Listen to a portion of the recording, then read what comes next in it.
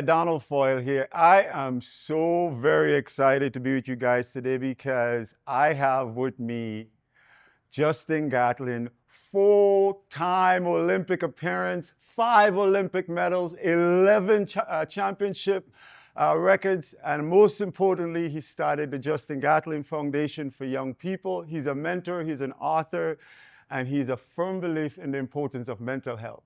Justin Gatlin, thank you for being in Foyles Forum. Welcome to the program. Appreciate it. Thanks for having me again, man. Thank you. So I wonder if you could talk about the origin of track a little bit. You know, you as a fast player, you can probably do a lot of different sports. Why was track the thing that you wanted to do? Well, when I started off, I was fortunate enough to have parents who put me into different things. Mhm. I played piano, saxophone, trumpet. I played football, baseball, basketball, and then the last thing I found was track and field, actually. I didn't even know track and field was an organized sport. I made the track team when I was in middle school, and I came home with a jersey, and I showed my parents, and I was like, look, I made the track team. They looked at each other, and then they laughed at me. Because it was like, I was so lazy around the house. It was like, you can't be fast. It's impossible. You cannot be fast. And they came to my first track meet, and ever since then, they were my biggest fans. They went everywhere around the world with me for every championship. What did you like about track? It tested my athleticism. So I always look back when I was a young boy, and I realized I was that kid who was jumping over the fences, jumping over trash cans. I was the kid on the side of the pool who thought he could, if he runs fast enough, he could run on water. I wanted to test my limits of athleticism before I even knew what athleticism was. And then I found track and field, and it felt like home for me. So you're in high school, you doing track in high school, you're going from high school to college.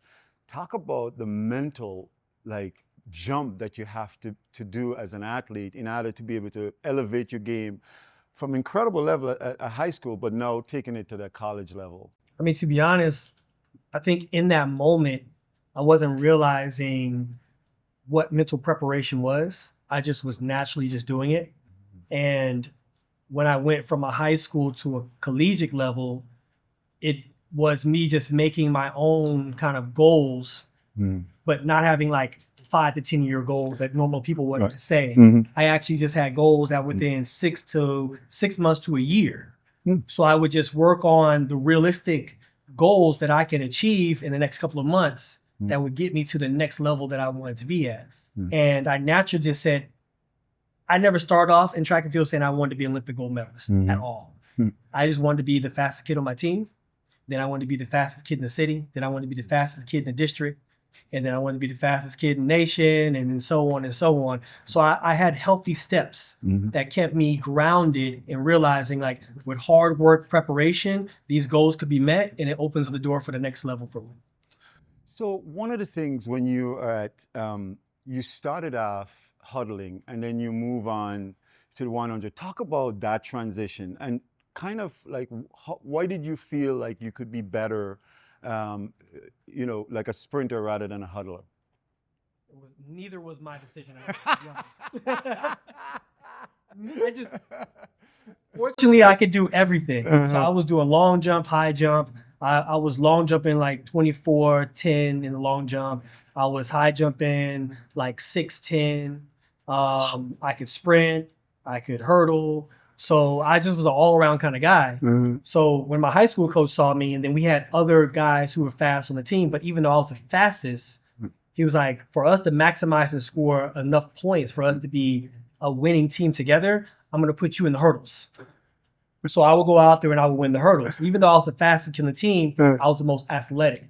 So I would win hurdles, and no one knew I was a sprinter.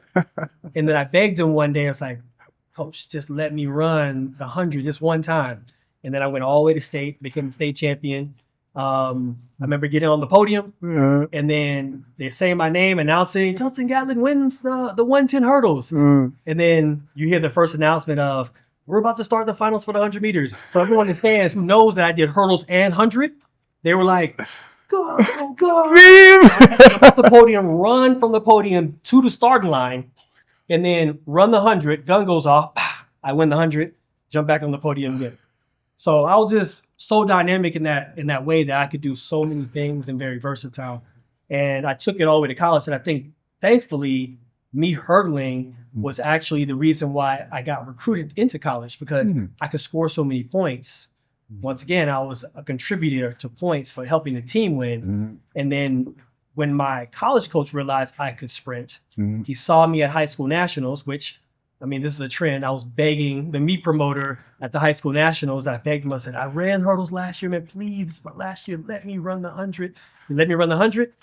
Gun goes off. I become the third fastest kid in the nation. And I had no track record of 100 meters up to that point. You know what I mean? And he saw that I can do that. So once I got to college, he had private sessions with me, and he just was sitting there with one of my other teammates at that point in time, and they was just whispering back and forth, watching me do starts. It was like, okay, he looks good. Then he realized they had a diamond in the rough, and then that's when I became a sprinter, and I kind of stepped away from just hurdling and just went straight to sprinting in college. So when you get into your sprinting and kind of you realize that this is the path I want to go, when did you know, man, I can go far? When did that realization happen? I was just a young kid, just having fun, enjoying his teammates. It took the vision of my coaches to give me vision. And they would always come up to me. My high school coach said, "You're world class." I didn't know what world class meant. I'd never seen like a race outside the Olympics. I was like, "What do you mean? Like, what's world class?" He said, "You're world class." And that from that point on, he didn't let me play football anymore. I just ran track. And then when I got to my collegiate coach, he would say, "You're great." He says, "You're Muhammad Ali, you're Jordan, you're built with greatness." And him like filling me with that passion and that drive, I would go out there and I would try to achieve physically the things he was telling me. So I would go out there with that passion, that grit, and that relentlessness to go and be great. And just in those moments. And the next thing I know, I'm winning 10 championship rings in 2 years at University of Tennessee.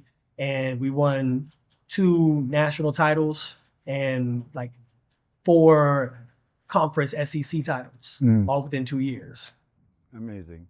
You know, people talk about, track and field as either you're genetically gifted or a skill that is learned. How do you square, those kind of dynamics? What's natural and what is learned for you? I think when you collectively look at all those athletes that are runners, we're all naturally fast. Like, what happens is who's learning the quickest and who's retaining and who's executing all the things that they are learning to a top tier level. So for me, my coach considered me a biomechanical genius. He would tell me one thing and he would say, "Do it this way, don't do it this way." And I'd be like, "You sure you want me to do it this way?" He said, "Yes." I'll go out, I would do it. He said, "That's it." And he says, "Do it again." And I'll just replicate. And that's what made me the athlete I was. So naturally, I'm fast. But with hard work and dedication and understanding what I have to do in angles to make me faster, that's what really makes a great athlete in track and field. So every athlete has an obsession, like, before a race, how they prepare, what's important for them. What was important for you? What's kind of your chaos? My chaos is actually control. Like, I become like a time Nazi in a way. Like, the moment I wake up for that competition, like, I'm measuring myself on time. I need to eat this at this time. I need to warm up at this time. I need to be ready to run at this time. Because I found myself, if I just kind of just go with the flow, I felt like I'll go into the call room right before the track meet and I would be thinking about, man, I should have did one more story. I should have did this. So I would show up to the track like I was showing up to the airport 2 hours in advance. And I would just be sitting there and just get acclimated to my surroundings. And then I'll just slowly start to warm up and do everything I'm supposed to do so I can feel like I'm truly ready for what's in front of me. So I only get 9 seconds. I don't get 4 quarters. I don't get 2 halves. I get 9 seconds to prove to the world who I am. So I need the preparation. So walk me through your mental routine day of a big final. You wake up, you get to the track 2 hours before. What's in your head? What are you listening to? How are you walking through that day? I think I listen to a whole array of different kind of music. It can go from Jay-Z to Metallica to classical music, or it could be composers of soundtracks of movies, whatever makes me feel like it gets me there, right? And then there was a point in time in my career where I probably was in the best shape of my life. I listened to no music. I just listened to my breathing, to my heartbeat, and I would just warm up and just feel my way through it.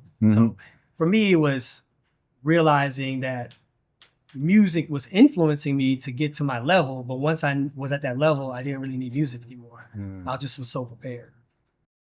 When things are chaotic, noise, so much things happening in an arena. There's different events going on.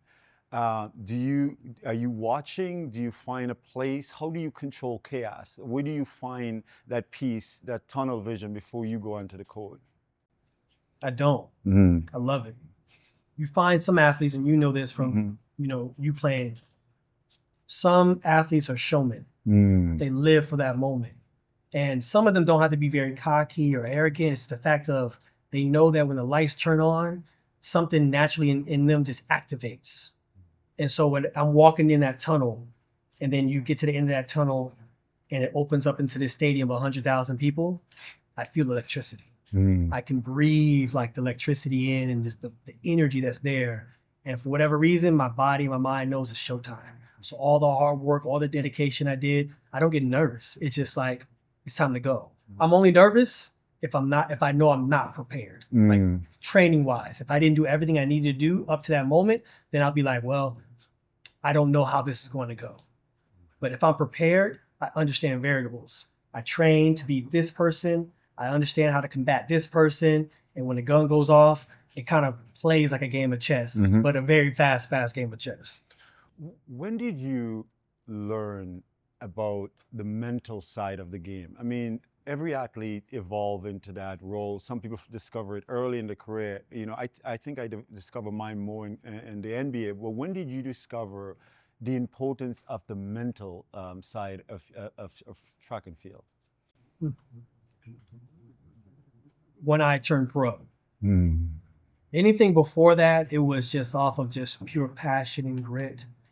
When I turned pro, I realized that you got to have some kind of strategy mentally. Mental warfare is a thing in sport, but a lot of people don't realize that. They think it's just talent, and you're just focused.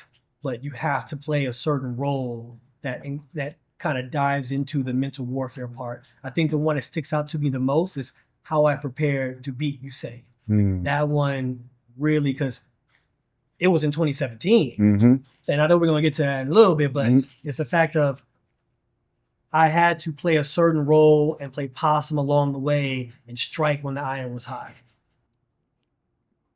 I like that. Talk more about that possum, because I think it's like, when you're not in the inside looking at a sports, it's like you don't see the strategies. So, as a fan, you're looking as an observer and you don't see all the intricacies. So when you say, play possum, take people through what that means for you. So let's just say if you're at a championship and you're kind of running through the rounds, and usually elite athletes play possum in some kind of way. Your prelims, you're kind of only going to use like 50% of your energy and speed. You're going to kind of like get to the 50-meter mark after the gun goes off and you're running.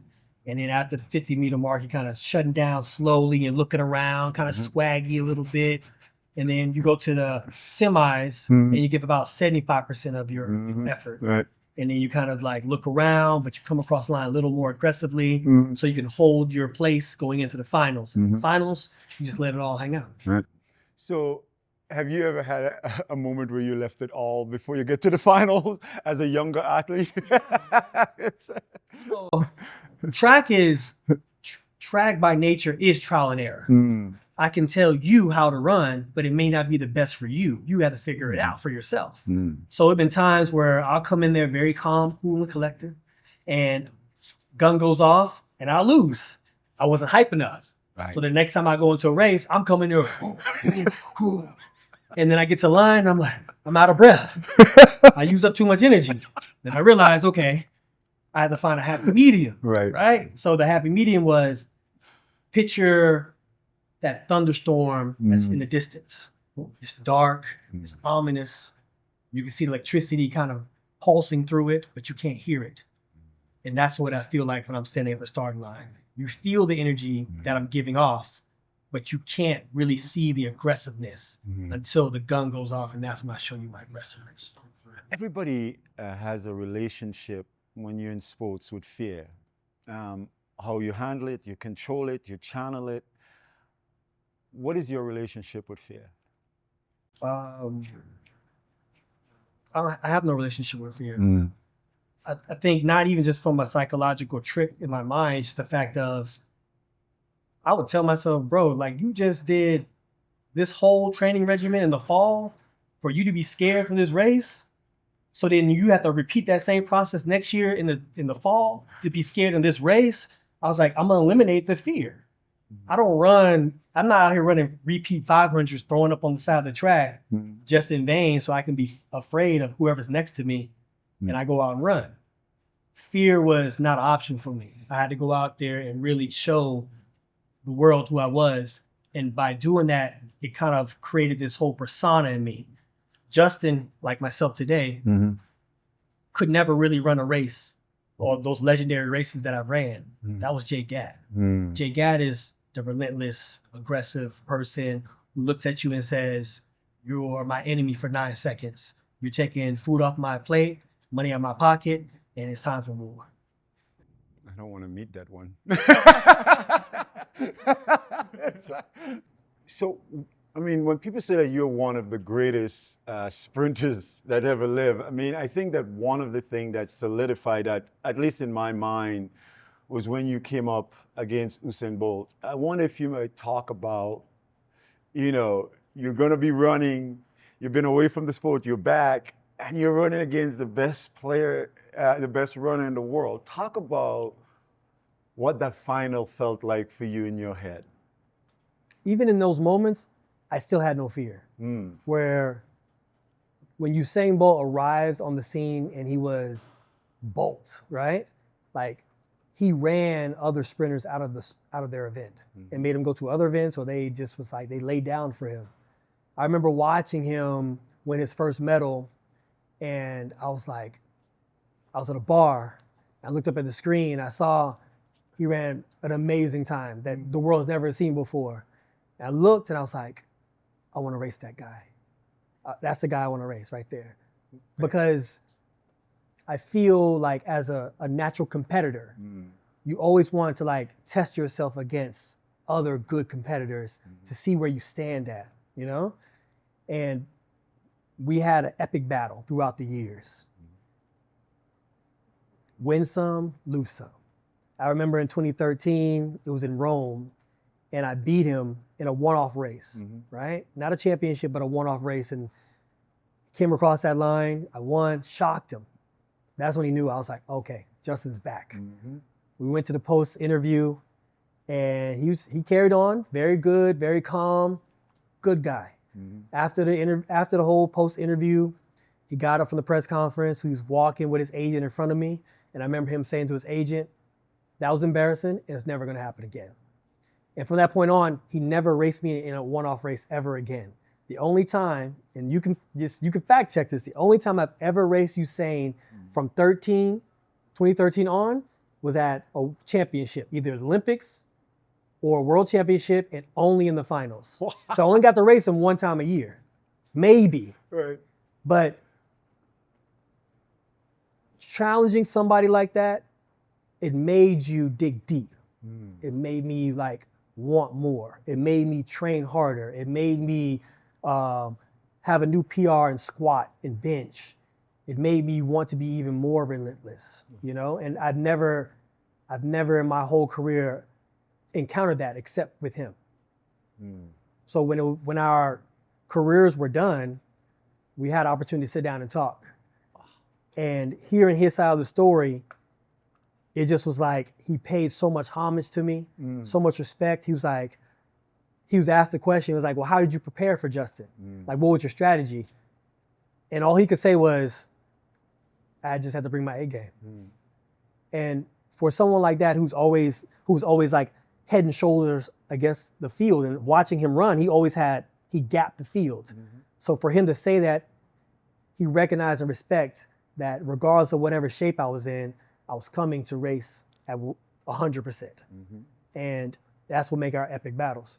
So now you're in this race that, London, and you're facing him, and you're thinking this time you're on the grandest of stage. What's going through your head? Man, 2017 played out like a crazy soap opera. Because you realize in that moment, that was his last world championships before he retired. That was his last 100 meters. And he was doing it in London. And London adopted him as their son, right? So they loved him. So as we getting ready for this race, I remember we all in different heats. And my heat came up. Lane 1, lane 2, lane 3. They get to my lane. And for the prelims, I hear a little rumble in the crowd. I'm like, all right, cool, run my race, do what I do. And then get to the semis, the boos got louder, right? And then once we got to the finals, you get lane 1, lane 2, lane 3, and then Usain's in lane 4, right? And the crowd goes crazy when they announce him. Usain Bolt. You would have thought he made the last winning shot in the NBA Finals. He scored the last winning touchdown to win the Super Bowl. He made the last kick to win the World Cup, all at the same time. Like the stadium was going crazy. And when it got to my lane, and I'm always in lane 8, London separated us. Mental warfare. When it got to my lane, it said lane 8, Justin Gatlin. The energy that they gave Usain was the same energy they gave me, but in reverse. The boos was deafening. Like, that was the loudest boos I've ever heard in my life. You would have thought I was Voldemort, the Terminator, any evil character you think of, that's who that was in lane 8. That's how they booed me. But I remember standing there, and I thought about, as these boos are coming and vibrating through the stadium, I said, these people who booing me, they don't even know me. They've never seen me train. They don't know how hard I worked to get to this point. And I said, but I'm gonna show them. So we get down the blocks, runners to your mark, quiet. You hear a pin drop, set, gun goes off. I'm running, and I'm running right next to Johan Blake. That's his countryman and teammate. And I remember I got to be in front of Johan at the 50-meter mark. So I get to Johan, we're at the 50-meter mark. I surpass Johan. I'm in 5th place at that point in time.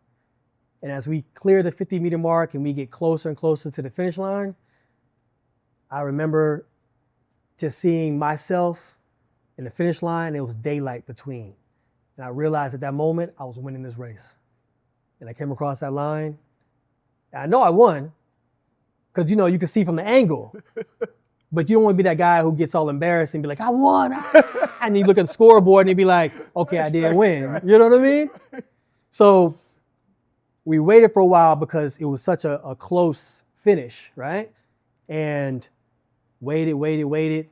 And then my name pops up first. The whole stadium gasped. Because they wanted him to win. They wanted him to ride off into the sunset, right? And I remember just throwing up my finger and shushing the crowd. Shh. Quiet in 100,000 people at one time was the best thing I've ever felt in my life. That's amazing. As I sat there and I celebrated, the first person that walked up to me was Usain Bolt. He embraced me, he hugged me, and he whispered in my ear and said, hey man, if I couldn't get it done, I'm glad you got it done. I wouldn't want anybody else. Congratulations, man. And that moment right there sealed it for me, because I realized out of all the battles that we've had, that battle right there meant the most. And it wasn't about winning the gold medal. It was about me realizing that you had to be a complete athlete to be the best version of yourself. And at that night, I was the best version of myself. It wasn't the fastest race I ever had, but mentally tough and mentally prepared. And that's what I went out there and handled business. Every athlete goes through this thing when you have to hang it up, right? It's individualized for every person. Your journey, everybody's journey is different.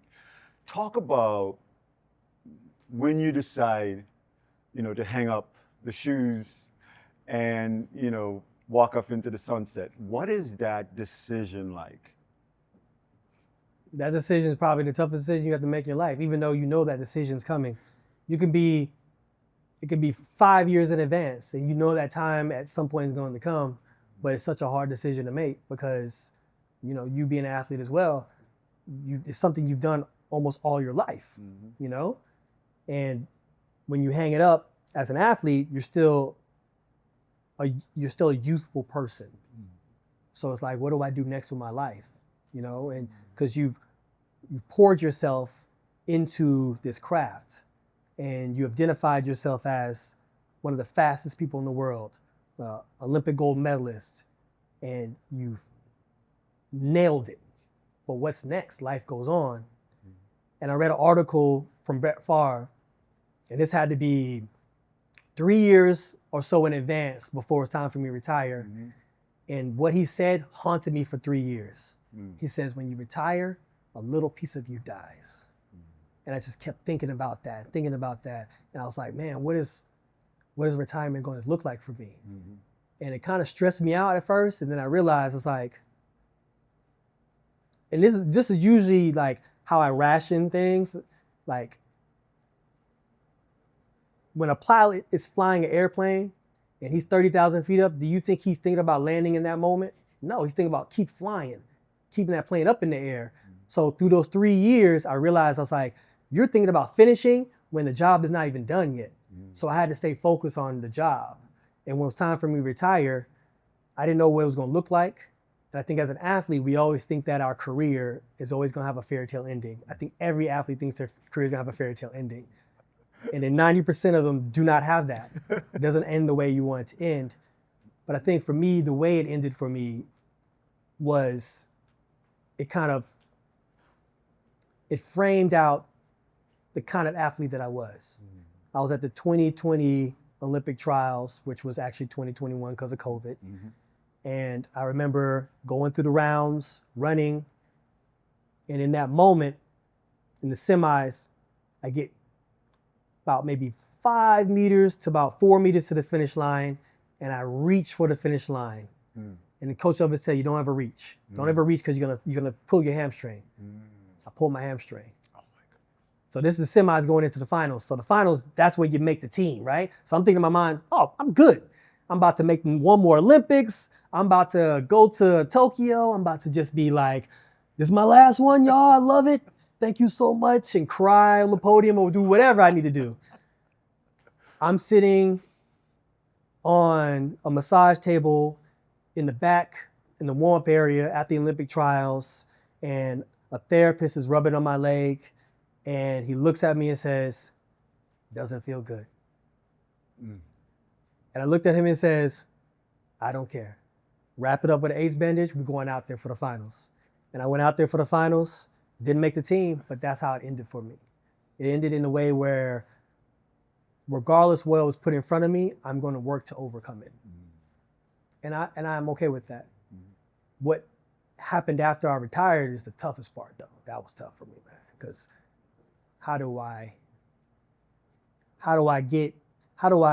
transition into regular everyday life was really hard for me. How did you do it? It just took time. It took time for me to realize like I didn't need to be assertive, aggressive. I didn't need to always like hurry up and finish something. All the things that you need. All the things that made me what I was. Exactly. I couldn't be that right then because Right. then I came into the regular world and everybody's like, yeah, we're gonna get to it. Oh yeah, 5 o'clock's the meeting, and people logging in at 5:05. I was there already logged in already for calls and business calls, like at 4:57. You know what I mean? Waiting, realizing now that I had to take off a little bit of that energy and kind of just use that more as strategy and find my way and find what next gave me passion. I think that was the hardest part. What else gave me passion in life? And how is that journey going? Because I think for me, what I find as an athlete, it's a search, and it is not always a defined search. You keep searching, you keep searching. Some people search for years. Have you find something that will give you peace and give you happiness beyond running? I have now. That search was, I think, the part where I realized I had to shed the athletic skin. Because as athletes, no matter how good we are, we take instructions from coaches.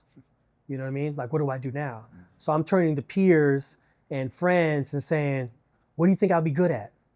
So then I found myself on this like wild goose chase, like trying to professionally wrestle and everything else, like all these other things that people say, man, you'll be good at this, man, you do this.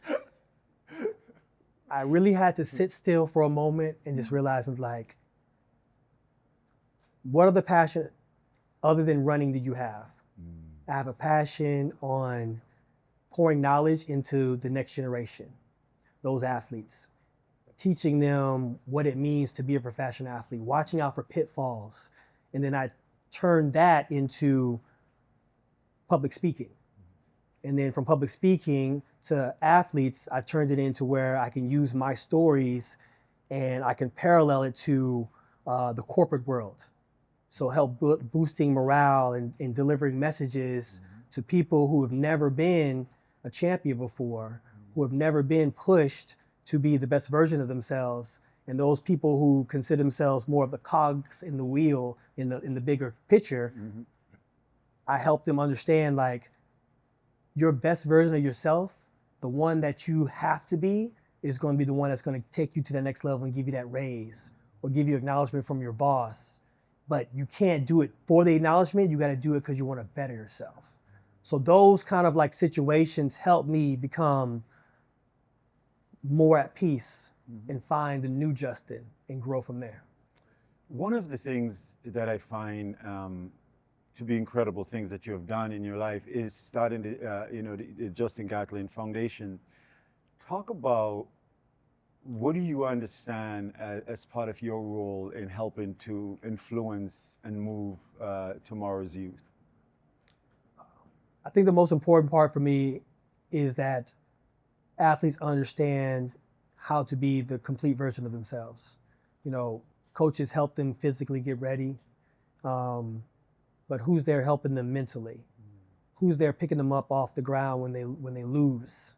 So that's what my foundation stands for. It stands for the fact of helping young athletes find the best version of themselves and grow from that point. So, I mean, tell me, when you interact with a kid, how do you know when you see a kid come to your foundation, work with you, what inspires you about that? The willingness, because you know how when we were young athletes, we looked up to older athletes, especially athletes who were retired of the game, and be like, who you, old man?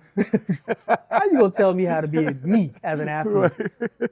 But to have athletes come to me and says, man, you know what? Like, everything I've been through in my life, those young athletes say, I don't know how you did it and how you navigated through all those situations and still was able to be successful, but you did. Can you teach me that? Can you teach me how to be brave in my attempts? Because now I feel athletes are very cookie cutter. Right. And they think that if I just work out, that's good enough.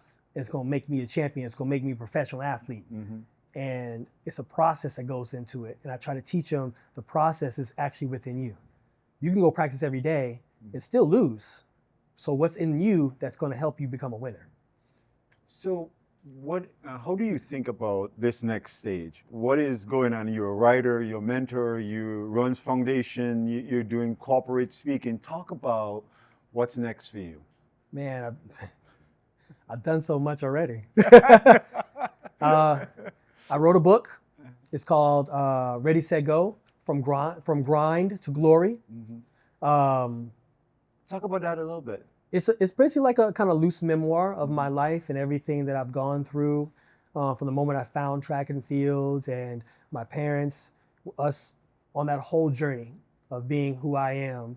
And at the end of my book, I dedicate a poem that I wrote to track and field, kind of almost like paying homage actually to Kobe, dear basketballs, dear track. And then there's a secret chapter at the end of the book to where my parents write to other parents and they teach them how to recognize if your child has championship qualities and how to be able to kind of exercise that. So the book is not just about me, it actually is to teach other athletes and parents how to walk that journey together. Because for me, I didn't even know what track and field was. My parents weren't never athletes. This was something new for both of us. So we all walked hand in hand down this path of sports. And it just so happened that we became successful. So really that's what the book is about. Finding success in places that you didn't even know success existed for you. So done a book. I'm a public speaker now. I do that as well. I'm a consultant when it comes to helping athletes, when it comes to their technique, how to be able to be a better athlete. And I'm also a certified performance coach now too as well. So I get on calls, I help athletes, and I structure plans for them so they can have plans weekly or bi-weekly and they can find their goals and check off their list and they can be able to achieve everything they need to achieve. And also a brand ambassador to multiple brands, brands that is really more driven towards sports, but also health. That's excellent. Who said transition is boring? Yeah, so many stuff going on already, man. Thank you so much for coming out and talking with us and sharing incredible life story. I think that young people and everybody who listens will benefit from the nuance and that you bring to this conversation. Thank you so very much, my friend. Appreciate it. Thank you. Hey guys, thank you so much. This was amazing. Justin Gatlin was so giving, allowing us to travel all through his life in the span of an hour. So we're very, very grateful.